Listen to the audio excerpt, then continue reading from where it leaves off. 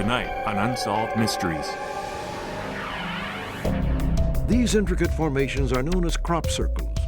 They often pop up overnight in the middle of nowhere. Many are attributed to clever pranksters. Others have no rational explanation at all. Are they the work of some strange force on Earth, or something not of this world? Still lonely and heartbroken from the sudden death of his beloved wife, Charles Barker was happy when a new woman entered his life. However, his happiness was to be as short-lived as the relationship. Ashley Pond and Miranda Gaddis, same age, same height, same features, dance teammates and neighbors, until they were snatched off the street near this Oregon City apartment complex. Unspeakable crimes that have left a small town gripped with fear, and authorities hunting for the worst kind of predator. A violent gang member reportedly wreaks havoc on the quiet streets of Milwaukee, leaving 3 innocent people dead. Police are asking for your help in apprehending the suspect before more lives are lost. One final piece of information may be all that's needed to solve a mystery. Perhaps someone watching can help. Perhaps it's you.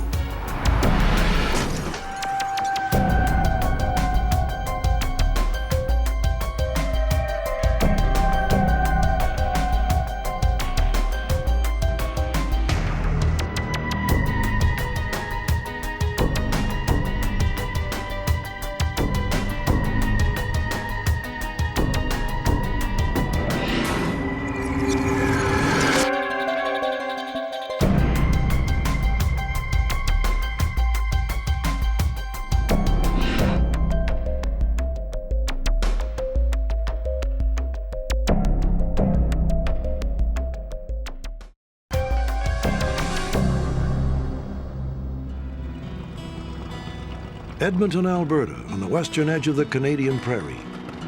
Rusty Manuel and Thelly Whitman had been driving home from the city when they were flagged down by one of their farmhands. Hey. Hey. Y'all done? Yep. Good. He said, "You have a circle in your field." And I said, "Yes, I know. The darn animals, they're always lying down and flattening the grain." And he said, "Oh no, it had to be an awfully big animal to make this circle." What Rusty and Thelly discovered were 7 crop circles pressed into thistle and barley, comprising a formation about 190 feet long. It was just amazing. What made this? How could it be made? You know, what's going on here? The grain was all flattened down, and it almost looked like a pattern, like petals, the way the grain came out, and then the heads turned back in towards the center again. I got a hold of the city police. The city police did come out. He was totally amazed. Soon after the startling discovery was made, the Canadian Crop Circle Research Network was contacted. CCCRN is a group of volunteers dedicated to gathering information about the mystery of crop circles. Judy Arndt is a field researcher with the organization. It looked like a place had been electrocuted. The plants were so badly frazzled. It was just amazing. Looked like there had been a huge force of some sort. So it's over there. Over here. Yeah, let's go take a look. I was very curious to see what we could see and look at the details of the formation. Skeptics were quick to call the whole affair a hoax, attributing the work to clever pranksters like those shown in this TV documentary. Well, I'm from a farming background, so I know what it looks like when plants are driven over or flattened in some way. So it was very clear to us that it hadn't been flattened by somebody out there with planks and boards. You can't do that to thistle. It was very densely grown, and it would be very difficult for anybody to get in without leaving tracks behind.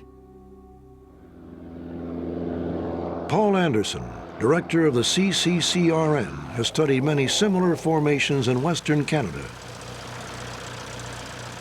Well, anybody can go out with a board and flatten down wheat. You know, I could do that, anyone could do that. And yet something you have to take into account is it's not just the formation itself, but it's the complexity of how it's actually constructed, which even in some of the ones here in Saskatchewan we've seen, have been quite elaborate, like multiple layers going in different directions, one on top of the other, and so on. Paul believes another factor makes it improbable the so-called Edmonton Circle was a hoax. Unlike England's mysterious Stonehenge region, where many crop circles have been sighted, Western Canada holds little of that same mystique. What would be the point?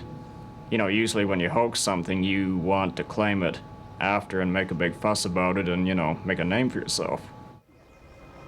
As Judy Arndt examined the site, she carefully documented each of the circles within the formation.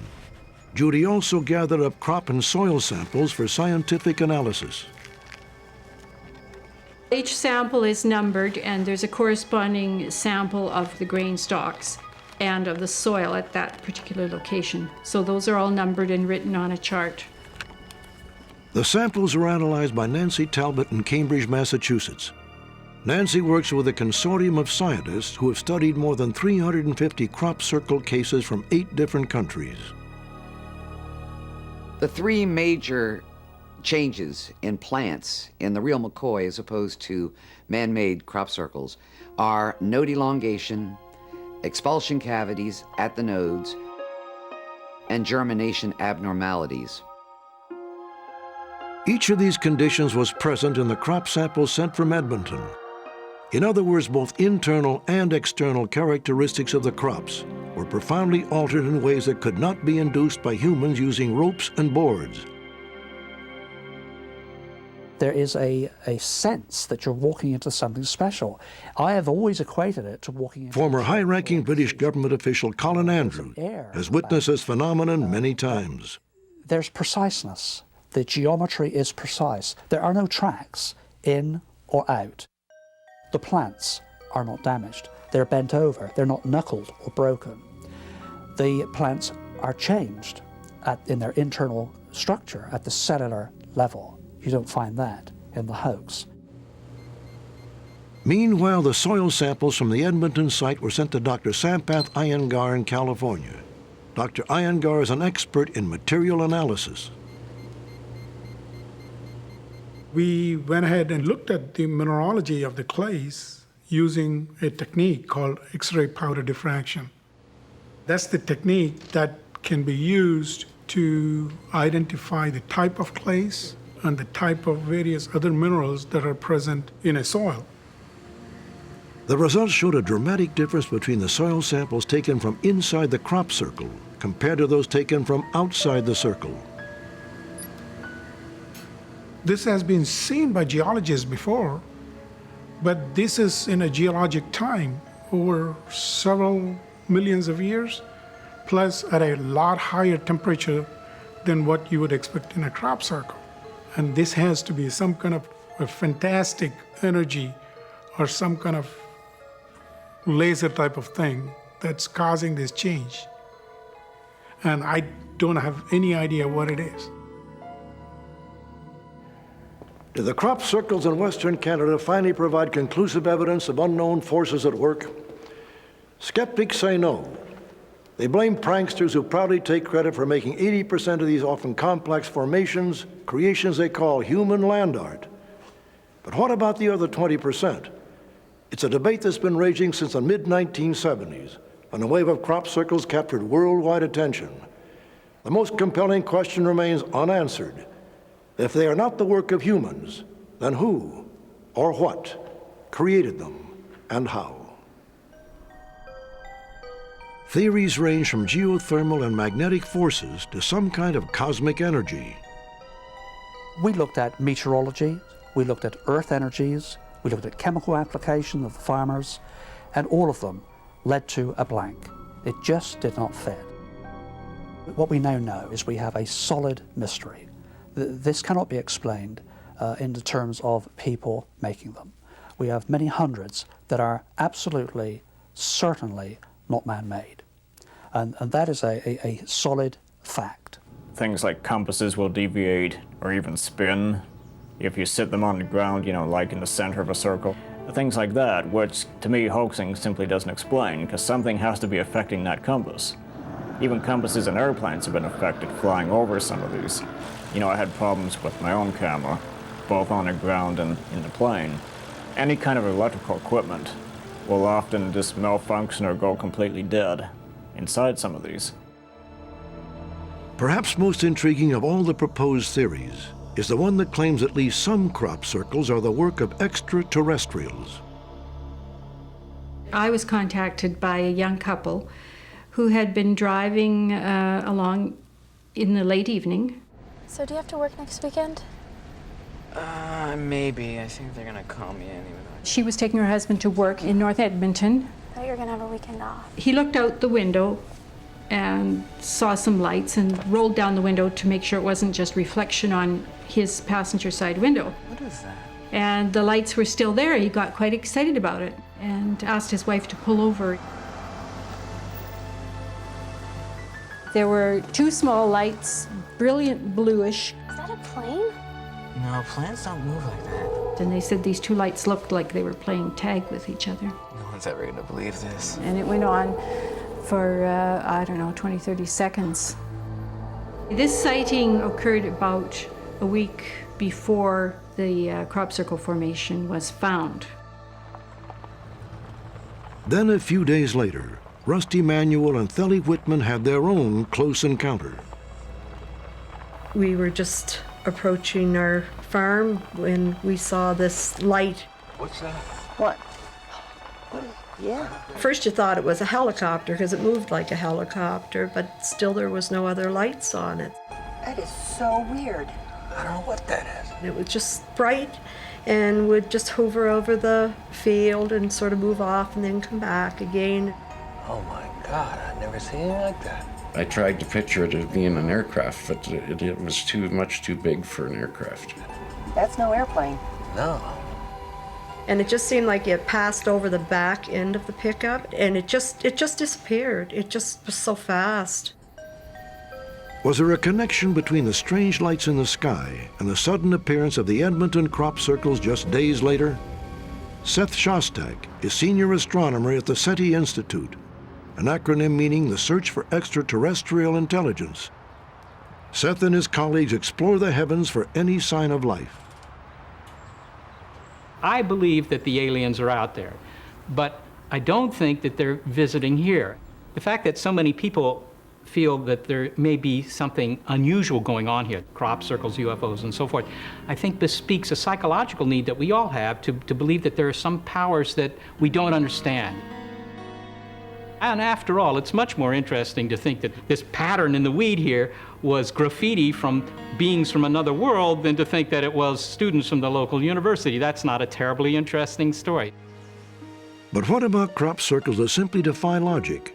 Formations that show no sign of human intervention. That certainly seemed to be the case in Red Deer, Alberta, not far from Edmonton. According to a stunned local farmer, this giant Star of David formation literally appeared overnight in one of his fields. It measured an incredible 422 feet across. Still, skeptics like Seth Shostak believe it's all smoke and mirrors.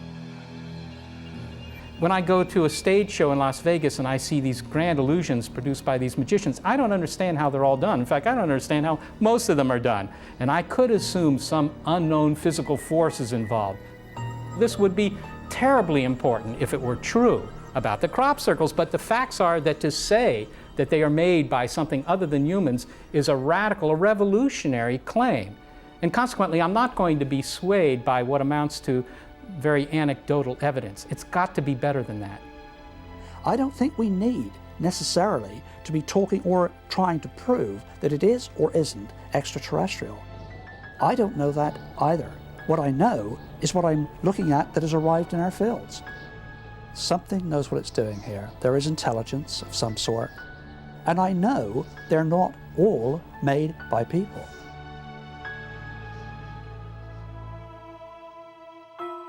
Over the past 3 decades, researchers have compiled a database that includes more than 10,000 crop circle reports from around the world.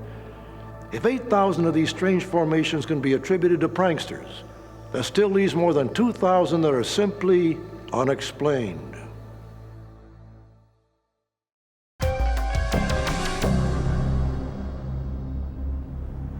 Hello? Yeah, I'd like to put an ad in the personals for a week. Single, white female, 47. August 1998.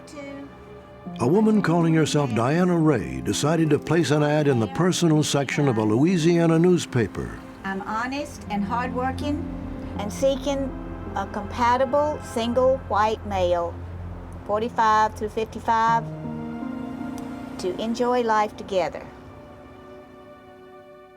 Diana Ray was hardly being honest. According to authorities, Diana was a drifter who hitchhiked around the country looking for her next mark, a lonely man to latch onto and drain his bank account. In fact, her real name was not Diana at all. It was Hazel Leota Head. A man named Charles Barker would have been interested in any one of these details if he had only known. Charles Barker had recently suffered through the devastating sudden loss of his wife of 10 years. She was killed by a drunk driver. It was a settlement out of court, and he came into a lot of money. But after she died, it just seemed like he kind of fell apart. He didn't know what to do with himself, I think. He was depressed. But then later on, it's like he snapped out of it and wanted to do things, go fishing and travel. He bought a Winnebago, a boat. I guess that's when the loneliness set in, you know. He didn't like doing them by himself. The riverboat casinos operating on the Red River in Bossier City, Louisiana, became Charles Barker's latest diversion. All right, all right. Although he probably believed he and Diana became acquainted by chance, given her track record, she undoubtedly orchestrated the meeting. Is this seat taken? Well, it is now, isn't it? It is. I just took it. Well, you did. Charles Barker carried pretty large amounts of cash with him. Hazel would have almost certainly noticed that because she'd be looking for those kinds of things. You look like you're doing pretty good over there. And so he would have become a target for her. You know what? I might ask you to help me because I'm not doing too good here. Well, your hand looks pretty good right now. Let's see. They shared a whirlwind romance. And less than a year after the death of his wife, and within days of their initial meeting, Hazel Head moved in with Charles Barker. So adorable. I love it. Well, Dad told me he'd met a woman in a casino. You know, I didn't think anything of it. You know, I hope he was happy, and I don't want to see him alone. You know, I thought maybe she would be a good companion for him. And evidently he was happy with her for a while because he would call me and say he liked her. You gonna carry me over the threshold? well, I'm going to give it one good old try, I'll tell you that much.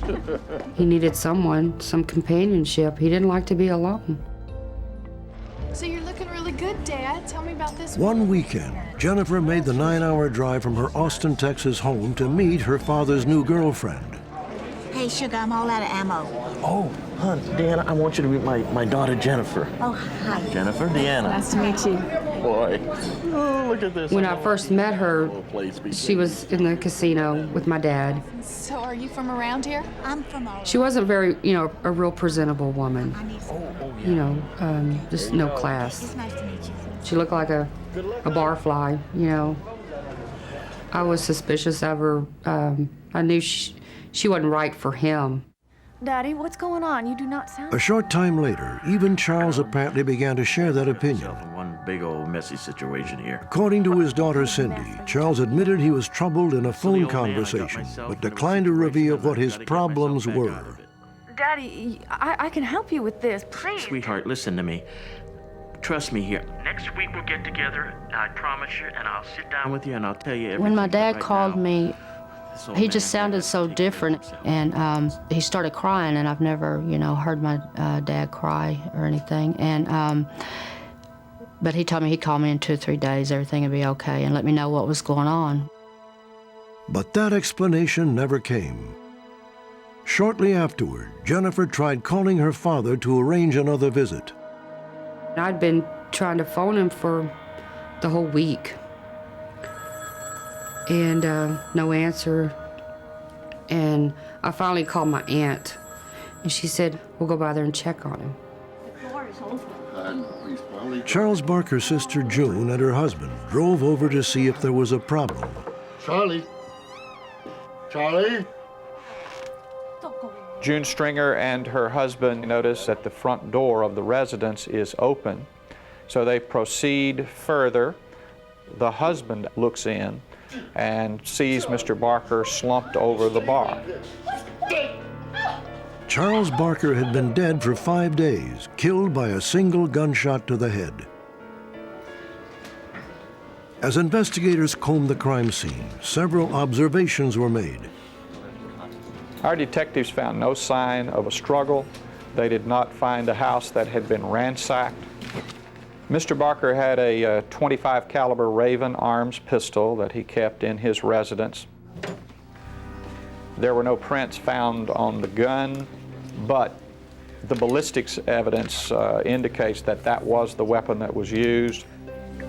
Mr. Barker had a safe that he kept in his bedroom. The safe was opened when investigators arrived. Except for Charles Barker's personal papers, it was empty. I know for a fact that my dad always kept money in there. And at that time, I believe he probably had $45,000 at least in that safe. Also missing was Charles Barker's Lincoln Town Car and his girlfriend. Mr. Barker's vehicle was found the next day after his body was discovered. It was found near the airport. Inside the car were pieces of clothing that belonged to Hazel. Also found in the car was DNA evidence, physical evidence that we believe definitely links her to the car. We believe she is the one that took the car from his residence and drove it to that spot near the airport. A background check on Hazel had revealed that she'd been married as many as 10 times and was known to use more than a dozen aliases. There was also an outstanding warrant for her arrest in Lincoln, Nebraska. Hazel had allegedly burned down her boyfriend's mobile home, then fled before standing trial. Did Hazel murder Charles Barker and escape with an unknown amount of cash? Had this been her plan from the very beginning? Our investigators theorized that Mr. Barker was probably at the bar reading the newspaper. Hazel came out of the bedroom with the gun, the .25 caliber. He didn't realize that she was behind him.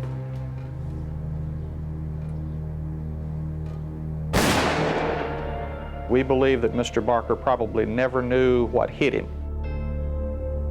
But was Hazel plotting yet another scam, even while she was still living with Charles Barker? Hi, my name is Diana Ray.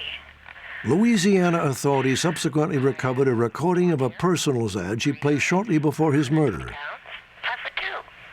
This is Hazel Head in her own voice.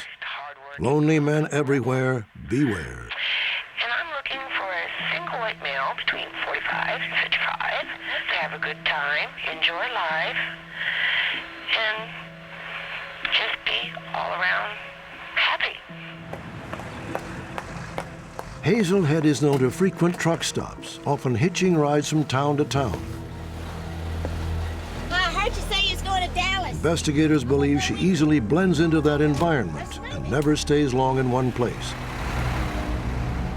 Hazel Head is a very street-smart woman.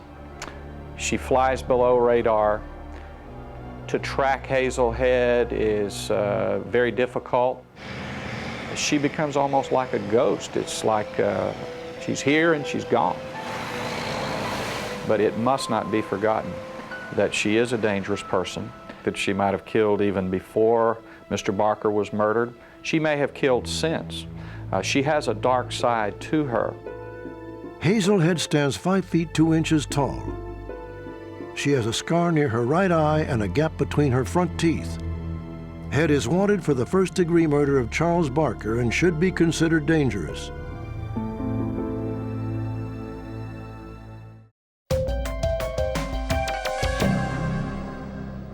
Oregon City, Oregon is a small blue-collar town of 27,000 people just south of Portland.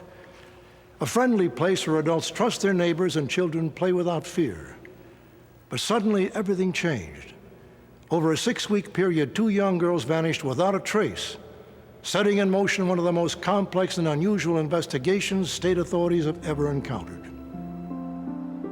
Nestled among the hills of Oregon City sits Newell Creek Village Apartments. The complex includes 125 units and is home to more than 325 residents, including Lori Pond and her 12-year-old daughter, Ashley. Hey, Ashley, you better hurry up. You're gonna be late. I'm coming, Mom. January 9th, 2002. Ashley was running late as usual. It was a little after 8 a.m., and she had only a few minutes to catch the bus. Love you, bye. You too. The walk up the hill to the bus stop took less than 10 minutes. Ashley was a popular student and member of both the swimming and dance teams. On that Wednesday, she was looking forward to practice after class. Lori Pond expected to hear from her daughter by 6:15 p.m. When she didn't, Lori became worried and called the school. Hi. The dance coach answered. She said, no, Ashley wasn't there. And I said, well, can you ask the kids? Maybe they saw her. And they said no. And they said they hadn't even seen her in school. And that's where I went, well, this is wrong. Something's wrong, because Ashley would not have done that, and she would have called me. Now, when was Ashley last seen? Lori immediately contacted the Oregon City Police.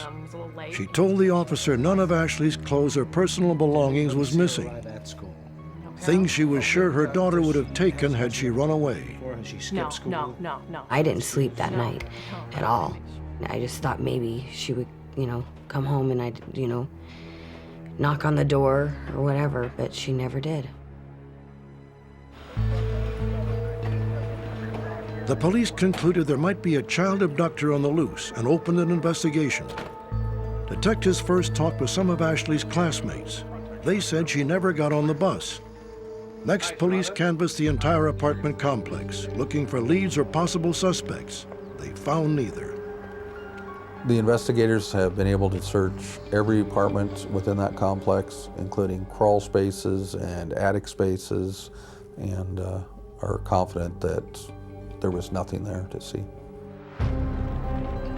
The search expanded. Hundreds of volunteers combed the surrounding area, while detectives questioned Ashley's father, looked into Ashley's internet activity, and checked out lists of known sex offenders. Again, no clues, no suspects, and no sign of Ashley. Detectives then contacted the FBI. We've moved to the larger community around the apartment complex. We've been through the school. We've talked to individual students who are associates. We've talked to teachers. We've talked to administrators. We've talked to the school as a whole. More dead ends, and still the same fundamental question remained unanswered. What had happened to Ashley Pond between 8:05 a.m. and 8:15 a.m.? It's really hard to believe that happened to one of your friends or something. Meanwhile, 13-year-old Miranda Gaddis, Ashley's neighbor and dance teammate, found herself in the middle of an intense investigation. How do you do, Miranda? Hi. Could you tell me how long you actually know Ashley? Since about 3rd grade. The FBI talked to Miranda a lot about Ashley because they'd known each other for so long. Dance classes. They were friends, and I'm sure that they knew pretty much the same people. Days turned to weeks. Still no sign of Ashley Pond. And life at the apartment complex became somewhat normal again. Hey, honey. Morning, Mom. March 8th, 2002. Michelle Duffey packed up for work as usual. It was 7:30 a.m. Okay, good. Okay. Her daughter Miranda was in no hurry. She still had 45 minutes before the school bus arrived. Police believe Miranda left her apartment a little after 8 a.m. and headed up the hill for the bus stop.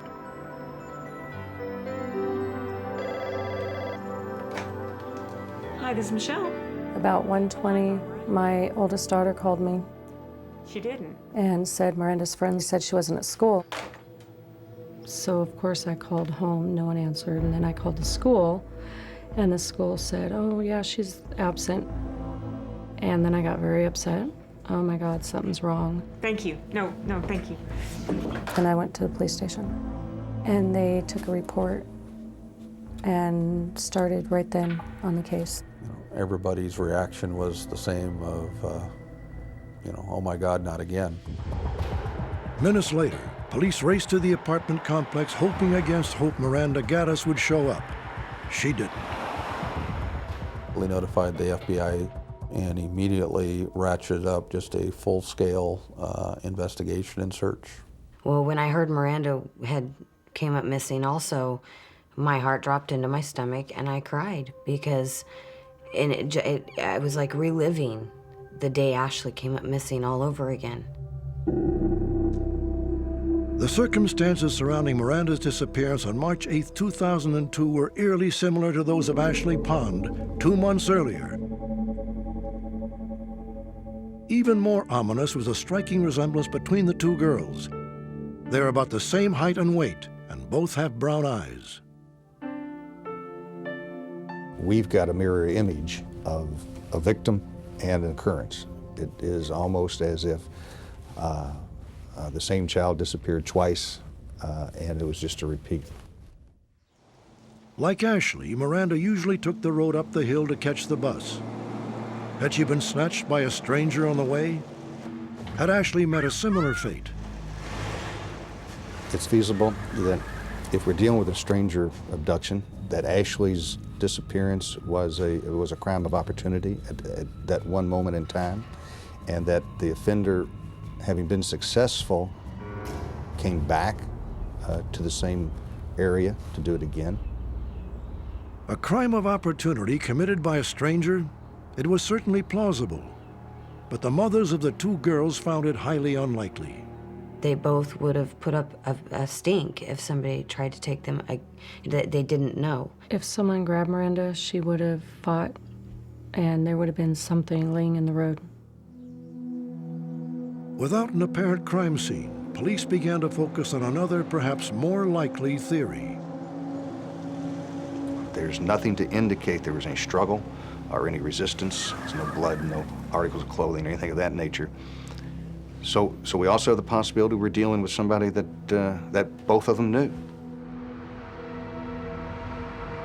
Since the disappearance of Ashley Pond and Miranda Gaddis, the school bus now picks up students right outside their doors. However, residents of Newell Creek Village Apartments, indeed all of Oregon City, remain on edge, terrified that a child abductor walks among them. This is the type of offender that doesn't stop on their own volition.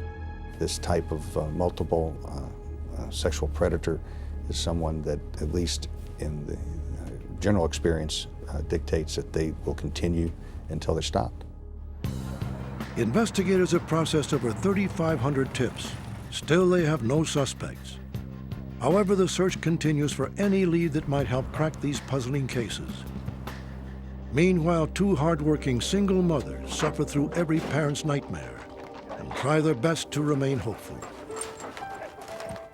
Miranda, I love you, and your family loves you, your friends love you, and everyone misses you, and we want you home, and whoever has you, we're never going to give up. We're going to be here forever. I can't wait for the day that I can wrap my arms around Ashley again and tell her I love her. Update. On August 27, 2002, the desperate search for Ashley Pond and Miranda Gaddis ended tragically at a neighbor's house just a few hundred yards from where the girls were last seen. The remains of Miranda Gaddis were found in a shed in the backyard of Ward Weaver's rented home. 2 days later, in the same backyard, investigators broke up a concrete slab to unearth the body of Ashley Pond. When the gruesome discovery was made, the 39-year-old Weaver was in custody, charged with raping his son's girlfriend. He is being held on a $1 million bond. Weaver is expected to be charged in the deaths of the two girls.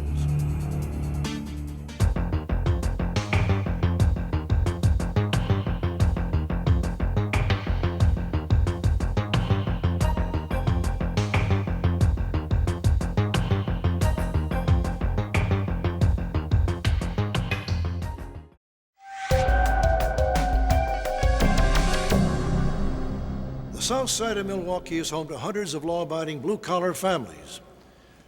Not long ago, this peaceful neighborhood was invaded by a vicious gang of drug dealers known as the Lopez family. Allegedly, the gang's principal enforcer is 20-year-old Arthur Lopez Jr. Police believe Arthur's behind a bloody wave of terror that has left 3 people dead and countless lives destroyed. Hopefully, someone watching can help authorities find Arthur Lopez Jr. The Lopez family reportedly bought 7 houses in a 2-block radius to oversee their drug empire. What's up, homie? When a rival gang called the Latin Kings tried to move into their area, authorities believe the Lopezes did not hesitate to act. Vamos.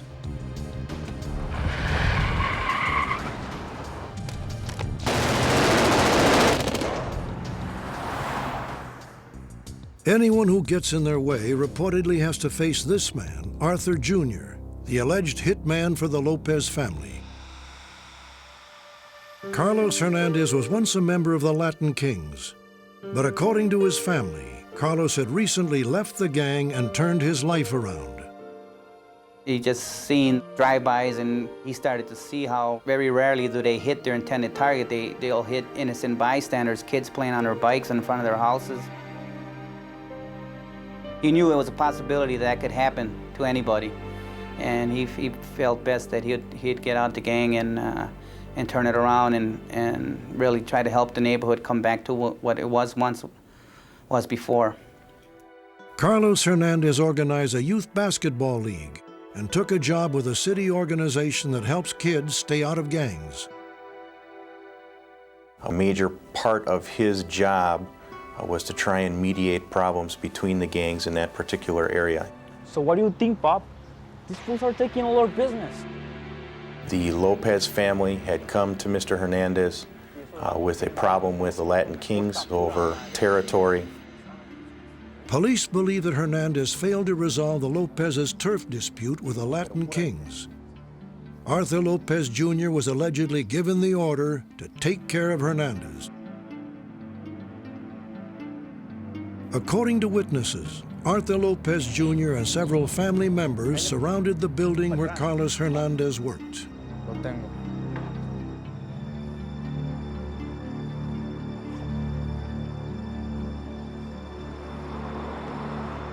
There was a predetermined code that they were going to broadcast on the radio when Mr. Hernandez was spotted. The code was, "It's a beautiful day in the neighborhood," and that code was put out when Mr. Hernandez left from his business to his vehicle. It's a beautiful day in the neighborhood. At 4:30 p.m., authorities believe Arthur Lopez Jr. donned a mask, hopped on a bike, and coasted toward the unsuspecting Hernandez.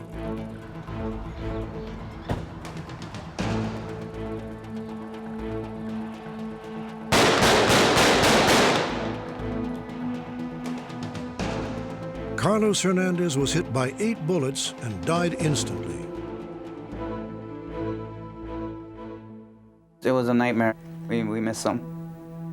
And we wish it had never happened. The hardest part is at family gatherings, seeing my sister and my mother cry because he's not there. Although Arthur Lopez Jr. was a suspect in Hernandez's homicide, police had little evidence against him or his family. Then Arthur made a seemingly harmless mistake. Arthur Lopez was arrested for driving without a license. While he was being processed, police received an unexpected visitor. Why are you harassing my son? Arthur's father, Arturo Sr., second in command of the Lopez family. Calm down, Mr. Lopez. Why are you sweating my kid? Because of me? Because of who I am? Arturo Lopez Sr. demanded the release of his son and threatened to return with a firearm and to kill all the police officers who were involved in Arthur Lopez Jr.'s arrest. I didn't get my scrap and smoke all of you. You're under arrest. I'll kill you first. Arthur Lopez Jr. could not be held on the misdemeanor traffic charge and was released. But Arturo Sr. was convicted of threatening a police officer and sentenced to 18 months in jail. His incarceration gave the authorities the opportunity they'd been looking for. While Arturo Lopez Sr. was in prison, He made daily phone calls to his son and other members of the Lopez family, basically directing the continued narcotics distribution activities of the Lopez gang. He's going to give you a paquete. I want you to drop it off at Chino's pad. All of these phone calls that were made by Arturo Lopez Sr. were recorded by the prison phone system. So there are recorded copies of all the conversations from both ends of the telephone. As authorities continued to build their case against the Lopezes, there was yet another violent outburst. Once again, according to witnesses, Arthur Lopez Jr. played a principal role. That's that punk axe right there. It's clear, man, it's clear. Come on. On August 11th, Maximiano Castillo, a known member of the Latin Kings, and his girlfriend Vanessa Rivas returned home after a quick trip to the grocery store. A car was shadowing the couple. All right, I'm going. Police believed that the driver was Arthur Lopez Jr. and that his passenger was another Lopez gang member named Luis Acevedo.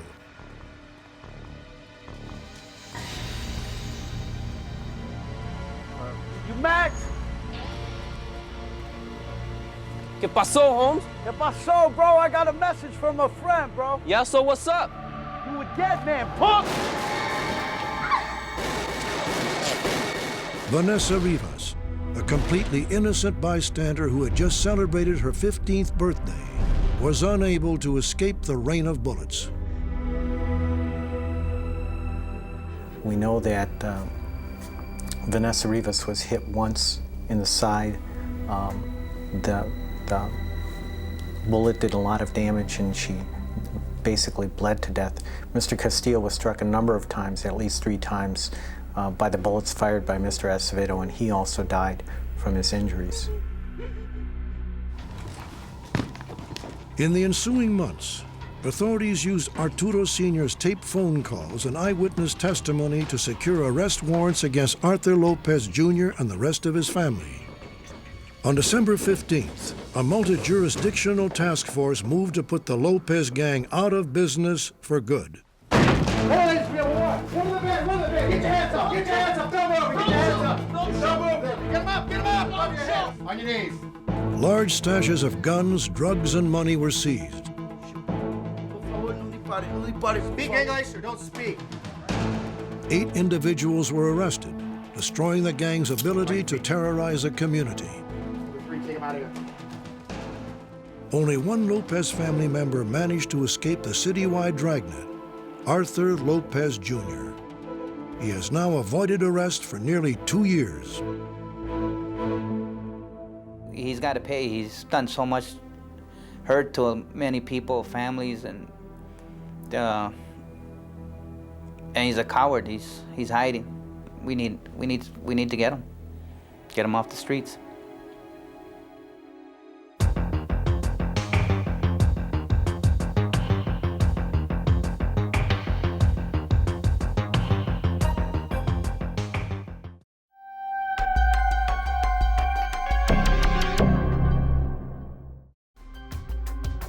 For every mystery, there is someone, somewhere, who holds the key. Join me for the next edition of Unsolved Mysteries.